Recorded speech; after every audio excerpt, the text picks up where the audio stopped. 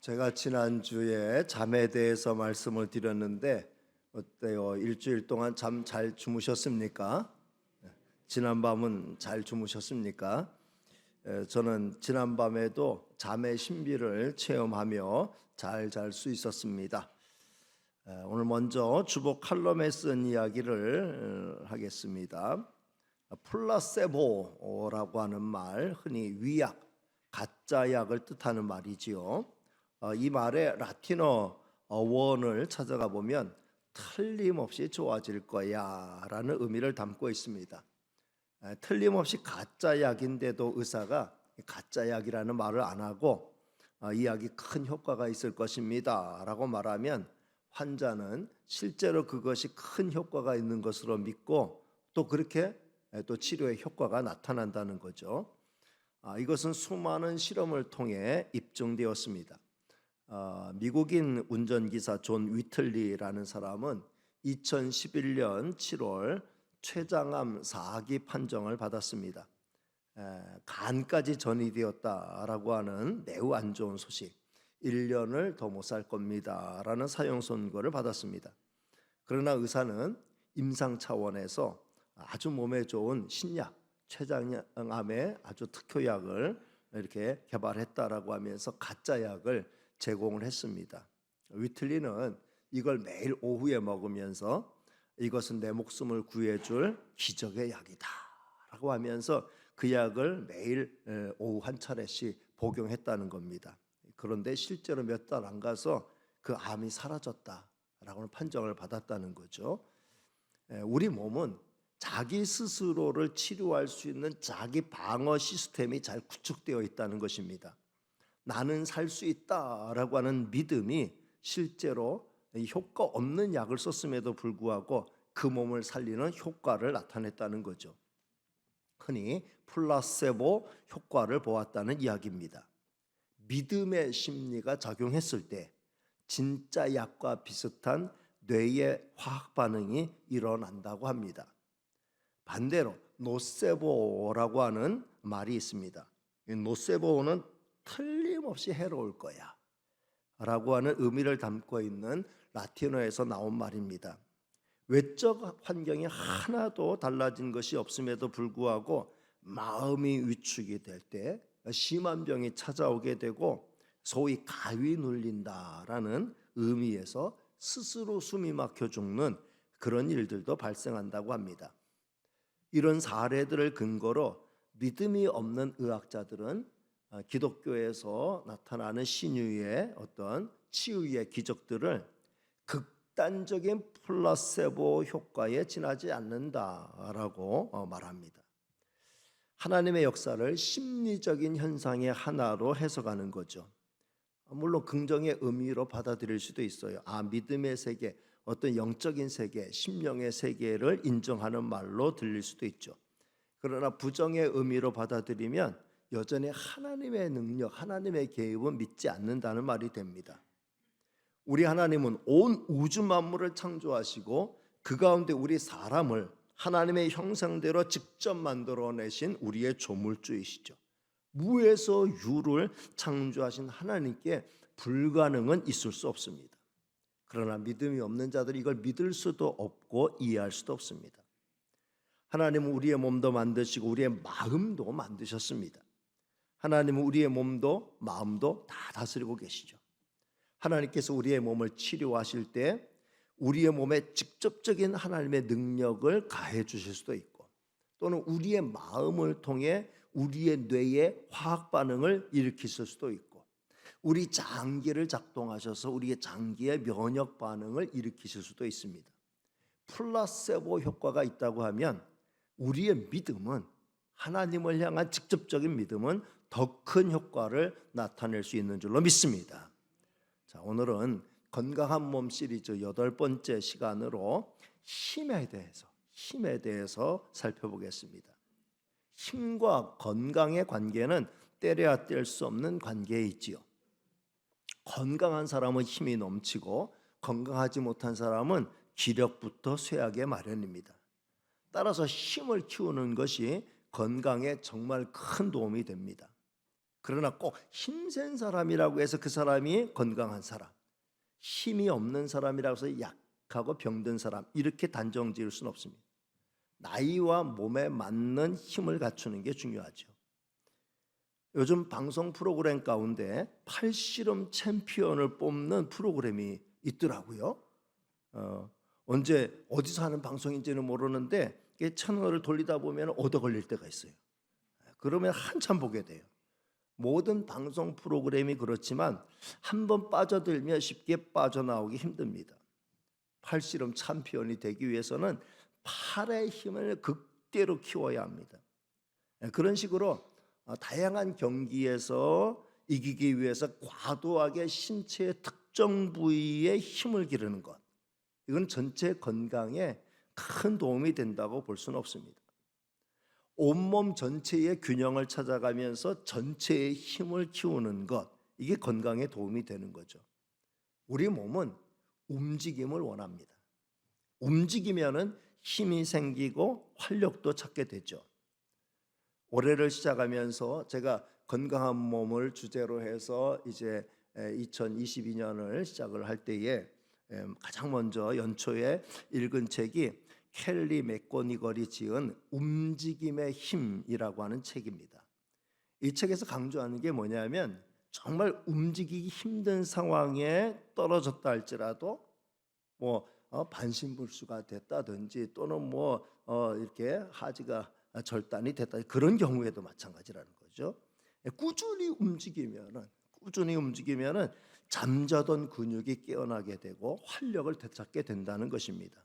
그러니까 우리는 하나님이 부르시는 마지막 순간까지는 팔다리는 물론 허리의 힘을 키우는 노력을 게을리하면 안 된다는 거죠. 꼭 헬스장을 찾아가라는 말씀이 아닙니다. 몸을 움직이기 위해서 꼭 돈이 들어가는 것은 절대로 아니죠. 그냥 바깥에 나가는 거고 자리에서 일어나는 것입니다. 걷든지 산을 오르든지 하는 겁니다.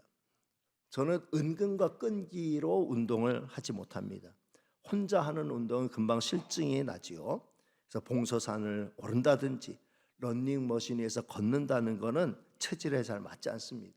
그래서 어울려서 이렇게 하는 운동이 재미도 있고 또 꾸준히 오래 할 수 있습니다. 저는 목사님들과 함께 족구를 하고 또 혼자 운동해야 될 때가 되면은 공을 가지고 하는 게 좋아요. 그러면 재미도 있고 몸도 이제 움직이게 되는 거죠.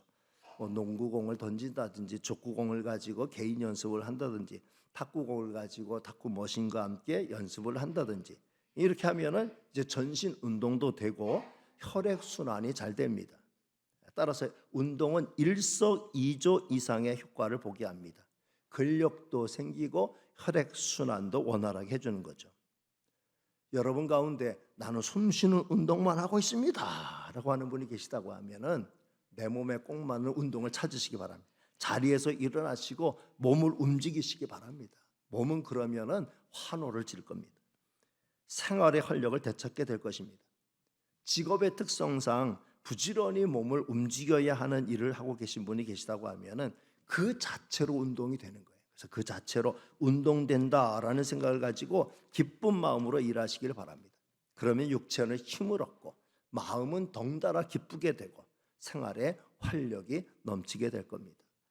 자, 오늘 말씀을 보면 하나님은 지친 우리에게 독수리가 창공을 향해 날아오르는 것과 같은 새 힘을 부어주시겠다라고 말씀하죠. 그러니까 하나님이 공급해 주시는 새 힘은 육신의 힘과 함께 우리 육신의 힘을 북돋아주는 영적인 힘을 모두 포함하고 있습니다. 여러분 가운데 진짜 지치고 힘든 분들이 계시다면 오늘 이 말씀을 통해 하나님이 공급하시는 새 힘을 얻으시길 바랍니다. 그리고 자리에서 일어나시고 정말 활력 있는 삶을 살아가게 되시기를 주님의 이름으로 축복합니다. 자, 오늘 말씀을 보면 먼저 이스라엘의 오해가 나와요. 27절 말씀을 같이 읽겠습니다. 시작. 야곱아 어찌하여 내가 말하며 이스라엘아 내가 이르기를 내 길은 여호와께 숨겨졌으며 내 송사는 내 하나님에게서 벗어난다고 하느냐. 내 길은 여호와께 숨겨졌다라는 말은 하나님 나 잊으셨다, 나를 찾지 못하고 계신다라는 말이고, 내 송사는 하나님에게서 벗어난다라고 하는 말은 내가 아무리 기도해도 하나님이 듣지도 못하시고 응답도 안 하신다는 불평이지요. 우리도 어떤 때는 이렇게 오해할 때가 있어요. 아무리 기도해도 응답이 안 되고 문제는 문제대로 여전히 복잡하고 답답한 상태에 놓이게 될 때 하나님이 정말 내 문제에 개입하고 계시는 거 맞는가? 하나님이 진짜 내 기도 들으신 거 맞는가? 오해할 때가 있어요. 근데 오늘 이어지는 말씀을 보면 절대로 이렇게 오해하면 안 된다는 거예요. 절대로 이렇게 오해하면 안 돼요. 우리 하나님은 절대로 그런 분이 아니라는 거예요. 우리 하나님 어떤 분이에요? 첫째, 영원하신 하나님.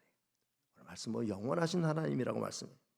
하나님은 시간 이전부터 계셔서 시간을 창조하신 분입니다. 모든 만물은 다 시점이 있지만 우리 하나님은 시작도 없고 끝도 없으신 분이시죠. 이 세상에 있는 모든 순간순간 모든 시간이 다 하나님의 손 안에 있습니다. 따라서 하나님의 손 안에서 벗어난 인생은 절대로 있을 수가 없죠. 저와 여러분의 모든 순간도 다 하나님 안에 있고 하나님이 감찰하고 계시는 줄로 믿습니다. 아무도 나와 함께하여 주지 못하는 그런 시간에도 하나님은 저와 여러분과 함께하여 주시는 줄로 믿습니다. 하나님이 나와 함께하신다. 어떤 시간에도 하나님이 나와 함께하신다. 어떤 고독한 시간에도 하나님이 나와 함께하신다는 이 믿음을 가지고 살아가는 성도가 되시기를 바랍니다. 두 번째, 우리 하나님은 땅끝까지 창조하신 하나님이시죠. 이 세상에 존재하는 모든 만물은 다 하나님 만드셨어요. 우리도 하나님 만드셨어요. 따라서 하나님은 이 세상의 모든 구조를 잘 알고 계시고 우리 몸의 구조도 속속들이 알고 계십니다. 우리의 처한 형편과 사정도 너무 정확히 아시죠. 따라서 이 세상에서 발생하는 모든 일들 가운데 하나님 앞에 감춰진 것은 그 어느 것도 있을 수 없습니다. 따라서 오늘 이스라엘이 한 원망은 맞지 않는 원망이에요. 저와 여러분이 이 세상 어느 곳에 가 있다 할지라도 하나님 거기서도 우리와 동행하여 주시는 줄로 믿으시길 바랍니다. 우리는 시공의 제약을 받아요. 하나님은 절대로 받지 않는다는 것이죠. 세 번째, 우리 하나님은 피곤하지 않으시고 곤비하지 않으시는 하나님이십니다. 우리는 신경을 많이 쓰면은 머리가 복잡해지고 머리가 아파져요. 고된 일을 하면은 육신이 피곤해집니다. 우리는 흙으로 빚어진 인생이기 때문이죠.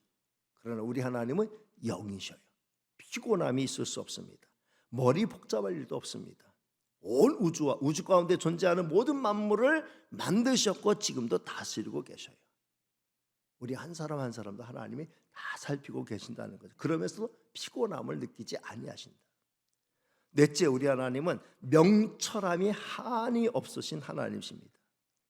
우리의 머리는 용량이 한정되어 있어요. 어느 정도는 기억하지만 한계를 넘으면 까맣게 잊게 됩니다. 저도 머리의 한계가 뚜렷한 것을 늘 느껴요. 늘 느껴요. 하나가 입력이 되면 하나가 빠져나가요. 그래서 이전에는 머리가 그래도 좀 들어오면은 제법 저장이 되는데 항상 하나가 들어오면 하나가 빠져나가서 이걸 기억하면 저걸 잊어버리고, 이제는 그렇다는 걸 여러분들이 충분히 이해하시고, 목사님이 내가 왔다 갔는데도 몰라본다, 내가 몇 주 빠졌는데도 몰라본다, 내 이름도 까먹었다. 하나 들어오면 하나 나간다니까요. 그렇다는 것만 좀 이해해 주시면 고맙겠습니다. 잊지 않으려고 하고 기억하려고 하지만 머리는 이제 아마 나이가 들어가면 들어갈수록 퇴화가 되지 더 개발이 되는 건 아닌 것 같다라는 생각입니다. 대용량 슈퍼컴퓨터도 예외는 아니라는 거예요. 기억의 용량을 초과하면은 앞에 부분을 삭제하지 아니하면은 절대로 추가로 저장할 수 없습니다. 그러나 하나님은 그렇지 않습니다. 하나님은 용량의 초과가 전혀 없는 분이셔요. 그 명철함은 이 세상의 그 어떤 지혜로도 헤아릴 수 없는 명철이 한이 없으신 분이시죠. 우주의 신비, 생명의 신비, 아직도 인간의 과학으로는 가마득히 멀리 있는 그런 분야들이죠. 다섯째, 우리 하나님은 피곤한 자에게 능력을 주시고 무능한 자에게는 힘을 더하시는 하나님이십니다. 참 이 대목의 말씀이 얼마나 귀한지 모르겠어요. 아무리 전능하신 하나님이시라 할지라도 나와 아무런 상관이 없는 하나님이시라면 우리에게 실제적인 유익이 안 되겠죠. 근데 이 하나님, 이 능력의 하나님께서 우리의 형편과 처지를 살펴주시고 우리가 나약하여 힘이 없어 지쳐 쓰러져 있을 때, 무능한 자리에 떨어져 있을 때 우리를 찾아와 주시고 우리를 기꺼이 도와주시고 힘을 주시고 지와 명철을 도와여 주시고 능력을 도와여 주시는 하나님이신 줄로 믿습니다. 이걸 믿는 게 하나님을 믿는 거죠. 저는 이 하나님을 믿어요. 하나님이 붙들어 주셔서 여기까지 참 이렇게 꾸역꾸역 오게 되는 거죠. 참 무능함을 한없이 느껴요. 그런데 하나님께서 무능한 자에게 힘을 더하여 주시니 그 은혜를 힘입어서 살고 있는 거죠. 자, 지금까지 말씀드린 이 하나님이 바로 저와 여러분의 하나님이신 줄로 믿습니다. 이 하나님이 저와 여러분의 구원자이시고 아버지시라고 말씀하고 있어요. 그러니 더는 의심에 빠져서는 안 됩니다. 힘들고 어려울수록 더욱 하나님 아버지를 찾아야 합니다. 하나님을 찾는 데는 어떤 어려움도 있을 수 없습니다. 어떤 때, 어떤 곳에서도 우리는 하나님을 만날 수 있기 때문입니다. 성도 여러분, 무능한 자가 하나님을 악망할 때 하나님께서 새 힘을 주신다 이렇게 말씀했잖아요. 이 새 힘이 어떤 능력을 나타내느냐라고 하는 거 오늘 말씀이 성경이 말씀하고 있죠. 첫째는 독수리가 날개치며 올라간 같은 힘을 얻게 된다 이렇게 말씀해요. 창공을 향해 날아오르는 독수리의 힘찬 비상은 신비롭기도 하고 경이롭기도 합니다. 하나님이 우리에게 공급해 주시는 새 힘을 얻게 되면 우리는 하늘로 올라갈 수 있어요. 하나님이 우리를 저 하늘로 끌어올리셔요. 그러면 땅을 내려다볼 수 있어요. 그러면 우리는 우리의 모든 문제를 이미 극복한 상태가 됩니다. 왜냐하면 하늘에서 내려다보면 길이 다 보여요. 답이 다 보이기 때문이죠. 그럼 그때부터는 즐길 수 있는 겁니다. 두 번째, 우리 하나님은 새 힘을 주시는데 그 새 힘은 다른 박질하여도 곤비하지 아니하는 힘을 얻게 하신다라고 말씀하고 있습니다. 저는 다윗을 생각해요. 다윗이 처음부터 용사는 아니었습니다. 사무엘이 그의 머리에 기름을 부어 주었을 때, 이후에 성령의 능력이 그를 덮었을 때 그에게 새로운 힘이 생겼어요. 새 힘을 받게 되었습니다. 하나님이 공급하시는 새 힘을 힘입게 되었어요. 그래서 골리앗과 싸울 때 골리앗을 거꾸로 때릴 수 있었고 수많은 전쟁터를 활보하면서 승전보를 쌓아갈 수 있었다는 거죠. 다윗이 그런 내용을 자기 입으로 고백한 게 있어요. 시편 18편 16절에서부터 19절 말씀. 다윗이 승승장구할 때 내 힘과 능력으로 내가 승승장구하겠다 이렇게 말하지 않아요. 하나님의 은혜와 도우심으로 내가 이렇게 이길 수 있었다 이렇게 고백하죠. 자, 한번 볼까요? 시작. 그가 높은 곳에서 손을 펴사 나를 붙잡아 주심이요 많은 물에서 나를 건져내셨도다. 나를 강한 원수와 미워하는 자에게서 건지셨으며 그들은 나보다 힘이 세기 때문이로다. 그들이 나의 재앙의 날에 내게 이르렀으나 여호와께서 나의 의지가 되셨도다. 나를 넓은 곳으로 인도하시고 나를 기뻐하심으로 나를 구원하셨도다. 내 힘과 능력으로 극복하고 내 힘과 능력으로 이겼다 이렇게 말하지 않죠. 하나님께서 위에서부터 나를 붙잡아 주시고 그 손을 펴서 나를 도와주셨기 때문이다. 나를 건져주셨기 때문이다. 이렇게 고백해요. 29절 말씀을 같이 읽겠습니다. 시작. 내가 주를 의뢰하고 적군을 향해 달리며 내 하나님을 의지하고 담을 뛰어넘나이다. 다윗이 수많은 전장터를 누빌 때에 적군을 향하여 뛰어들 때에 적군의 성벽을 기어오르고 담을 뛰어넘을 때에 내 힘, 내 능력을 의지하지 않았다는 거예요. 내가 주를 의뢰하고 하나님을 의지하면서 도우신 하나님의 힘과 능력을 힘입어서 그렇게 나갈 수 있었다는 거죠. 초안지 항우를 보면은 적진을 향해서 돌파할 때 항우의 그 힘과 능력, 자기의 힘과 능력을 의지하면서 빽빽한 적진을 쐐기 모양으로 파고 들어가면서 쪼개놓는 그런 강한 힘을 발휘하죠. 적의 성벽을 뛰어넘을 때도 그냥 사다리를 타고 막 뛰어넘는 그런 용맹을 발휘합니다. 그럴 때 항우 앞에 다 무너지고 다 쓰러져요. 근데 다윗은 자기의 힘과 능력이 아니라 하나님의 부어주시는 새 힘, 새 능력을 힘입어서 적지를 향하여 달려가고 적의 성벽을 뛰어넘는 그런 능력을 발휘했다. 이렇게 고백해요. 그 승리의 결과 그는 자기를 자랑하고 교만과 우쭐함의 자리에 이른 게 아니라 하나님을 높이고 찬양하죠. 같은 시편 18편 46절 말씀을 띄워드리겠습니다. 46절의 고백을 읽겠습니다. 시작. 여호와는 살아계시니 나의 반석을 찬송하며 내 구원의 하나님을 높일지로다. 다윗은 승리를 주신 하나님께 오히려 영광을 올려드리는, 자기가 영광을 취하지 않고 하나님께 영광을 올려드리는 이 고백을 하죠. 49절 말씀도 띄워드립니다. 시작. 여호와여, 이러므로 내가 이방 나라들 중에서 주께 감사하며 주의 이름을 찬송하리이다. 이방 나라들 가운데도 나는 하나님이 위대하시고 하나님이 살아계신다 라고 하는 것을 자랑하며 찬송할 것입니다. 하나님의 이름에 감사할 것입니다. 이런 고백을 합니다. 하나님을 의지하는 자, 하나님을 앙망하는 자에게 하나님 새 힘 부어주시고 이런 힘 있는 삶을 살게 하여 주시는 줄로 믿습니다. 이런 힘을 얻으시는 성도가 되시기를 주님의 이름으로 축복합니다. 세 번째는 걸어가도 피곤하지 아니한 힘을 얻게 하신다, 그렇게 말씀하셨어요. 힘이 빠진 자들은 걷기는커녕 서 있기도 힘들게 마련이죠. 근데 하나님이 공급하시는 새 힘을 얻게 되면 다른 먹질하여도 곤비하지 않게 되고 걸어가도 피곤치 않게 된다. 이런 예를 엘리야 선지자를 통해서 찾아볼 수 있습니다. 엘리야 선지자는 이스라엘 백성들에게 하나님의 살아계심을 확실하게 보여준 위대한 선지자죠. 바알을 섬기는 선지자 450명, 아세라 여신을 섬기는 선지자 400명, 도합 850명과 갈멜산에서 대결을 펼치잖아요. 우상의 제단, 바알과 아세라 신을 섬기는 자들이 쌓은 제단, 그리고 엘리야가 쌓은 제단, 각기 제단 위에 제물을 벌려놓고 불로 임하여 이 제물을 취하는 신이 참신인 걸로 인정하자라고 하는 내기를 하지 않았습니까? 무려 850대 1의 싸움을 싸웠지만 엘리야가 승리하게 되죠. 엘리야의 제단에 불이 임하면서 엘리야의 하나님이, 여호와 하나님이 살아계신 하나님이다, 모두가 인정하도록 만들었어요. 그러나 당시 북이스라엘의 왕 아합과 왕비 이세벨은 끝내 회개하지 않고 오히려 이 엘리야를 잡아 죽여야 되겠다라고 하면서 엘리야 체포령을 내려요.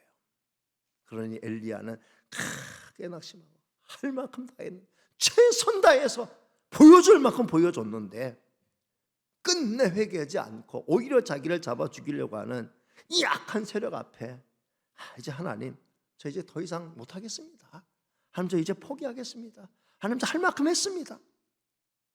광야의 로뎀나무 아래 가가지고 그가 하나님 앞에 고백하는 말이, 여호와여, 넉넉하오니 할 만큼 했습니다. 충분히 다 했습니다. 지금 내 생명 거두어 주옵소서. 나는 내 조상들보다 낫지 못합니다. 이런 고백을 했어요. 위태한 업적을 쌓았지만, 그러나 참 그 효과가 오히려 역으로 자기를 향한 더 집요한 공격으로 결과가 나타날 때 사람들은 낙심하게 되는 거죠. 위대한 선지자, 성령 충만한 엘리야 선지자였지만 이게 낙심하게 되었어요. 그러면서 죽기를 작정하면서 그 로뎀나무 아래에서 깊은 잠에 빠져들었을 때 하나님께서 하나님의 천사를 통해서 그를 어루만져 주셔요. 그 몸을 주물러 주시고 어루만져 주시고 위로하여, 그 마음을 위로하여 주시고, 그 다음에 구운 떡과 그 다음에 물 한 병을 준비하게 하셔요. 엘리야가 일어나서 웬 떡이냐 하면서, 웬 물이냐 하면서 그 떡을 먹고 그 물을 마시고 힘을 얻는데, 그 심령의 힘을 얻고 그 영혼의 힘을 얻고 그 육체가 힘을 얻어가지고, 그래, 하나님이 아직도 나를 쓰시기를 원하시면 내가 하나님의 음성을 들어야 되겠다 하면서 40주야를 걸어서 하나님의 산 호렙산에 가서 하나님의 마지막 주시는 메시지를 받게 되지요. 그 지친 그 힘, 그 지친 육신이지만 하나님이 공급하신 새 힘을 입을 때 그는 일어설 수 있고 걸어갈 수 있는 힘을 얻게 되었다. 다시금 사역을 감당할 수 있는 새 힘을 얻게 되었다라고 성경은 말씀합니다. 말씀을 맺으려고 합니다. 하나님은 오늘도 하나님을 앙망하는 자에게 새 힘을 부어주시는 줄로 믿습니다. 우리의 체력을 증진케 하는 육신의 운동도 좋지만 하나님께서 공급하시는 하늘의 은혜와 능력을 힘입을 때 우리는 정말 큰 힘과 능력을 발휘하며 살 수 있습니다. 지금 우리가 저와 여러분이 살고 있는 세상은 절대로 만만한 세상이 아니죠. 내 힘과 내 능력만을 의지하면 절대로 이겨나갈 수 없는 세상입니다. 하나님께서 공급해 주시는 은혜와 힘과 능력을 힘입어야 합니다. 그런데 정말 감사한 것은 우리 하나님께서 그런 새 힘을 부어주시겠다고 약속해 주셨다는 것이죠. 하나님을 찾고 하나님을 앙망하는 자에게 하나님은 이런 새 힘을 부어주시겠다고 약속해 주셨습니다. 그러니 우리는 하나님을 철저히 의지해야겠습니다. 모든 힘의 근원은 사실은 마음에서부터 나오죠. 하다못해 몸을 움직이는 것도 그래 일어나 보자, 마음에서부터 일어나는 거예요. 운동해보자, 이것도 마음에서부터 비롯되는 겁니다. 한번 내가 이겨보자, 죽을 병이지만 하나님께서 함께 하시고 치료해 주신다, 일어나 보자. 그래서 마음에서부터 일어나는 거예요. 하나님 우리의 심령을 붙들어 주셔요. 내가 상상하지 못할 일들을 감당하게 도와주십니다. 오순절 성령 강림 사건이 발생한 후 어떤 일들이 일어났습니까? 마치 엘리야 선지자에게 능력이 임한 것처럼 완전히 풀이 죽어있던 제자들에게 새로운 힘과 능력이 생겼어요. 세상을 변화시키는 놀라운 능력의 역사가 나타났죠. 성령은 저들을 도구로 삼아서 이 세상이 멋지고 아름다운 하나님의 나라가 건설되도록 저들을 사용하기 시작하셨던 것입니다. 그 은혜의 혜택이 오늘 저와 여러분에게까지 미친 것이지요. 하나님 우리의 심령을 새롭게 하며 우리의 삶에 새로운 활력을 부어 넣어 주십니다.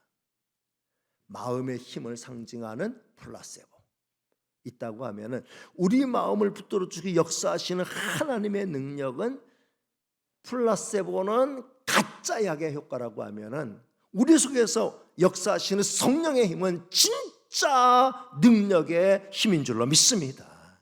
가짜 힘이 아니에요. 우리 마음을 속이는 힘이 아니에요. 진짜 우리 마음에 새 힘을 부어주시고 우리 육신에 새 힘을 부어주시는 하나님이 공급해 주시는 새 힘이에요. 요즘 너무 많은 분들이 지쳐있죠.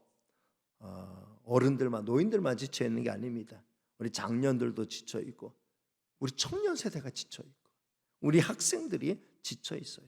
심지어 자연도 다 지쳐있어요. 모두 새 힘이 필요합니다. 성도 여러분, 하나님이 공급해 주시는 새 힘을 공급받으시기를 주님의 이름으로 축복합니다. 오늘 말씀 보면 하나님을 향하여 원망하지 말고 앙망하라. 그러면 새 힘을 부어주시며 약속해 주셨어요. 원망하지 말고 앙망하자. 원망하지 말고 앙망하자. 이게 우리의 고백이 돼야 돼요. 한번 따라하겠습니다. 원망하지 말고 앙망하자. 한 번 더. 원망하지 말고 앙망하자. 여러분 한 주간 이 말씀 기억하시기 바랍니다. 내 입에서 원망이 나오려 할 때 그 내 힘을 다운시키는 거예요. 그러나 하나님을 앙망할 때 하나님이 공급해 주시는 새 힘을 얻게 되는 것입니다. 항상 하나님을 앙망하심으로 독수리가 창공을 향해 날아오르는 것과 같은 새 힘을 공급받아서 활력이 넘치는 삶을 살게 되시기를 주님의 이름으로 축복합니다. 기도하겠습니다. 은혜로우시고 사랑 많으신 하나님 감사합니다. 지치고 쓰러진 참 힘을 잃어가는 이런 세대입니다. 아버지 하나님, 그러나 이렇게 쓰러진 세대에게 하나님은 하나님을 향하여 원망하지 말고 하나님을 앙망하라, 다시금 하나님을 바라보라 라고 말씀하여 주셨습니다. 하나님을 앙망할 때 새 힘을 부어주시겠다고 약속해 주셨습니다. 독수리가 날개치며 올라간 같은 새 힘을 주시겠다고 약속해 주셨습니다. 이 힘을 힘입어 살아가는 저희가 되게 하여 주옵소서. 아무리 세상살이가 힘들고 어렵다 할지라도 거기에 이리 치이고 저리 치여 지쳐 쓰러져 주저앉는 저희가 되지 말게 하여 주옵시고, 하나님이 공급하시는 힘으로 일어서게 하여 주옵시고, 오히려 이 시대를 이끌고 나갈 수 있는 능력을 허락하여 주시옵소서. 모든 말씀 예수님의 이름으로 기도하옵나이다. 아멘.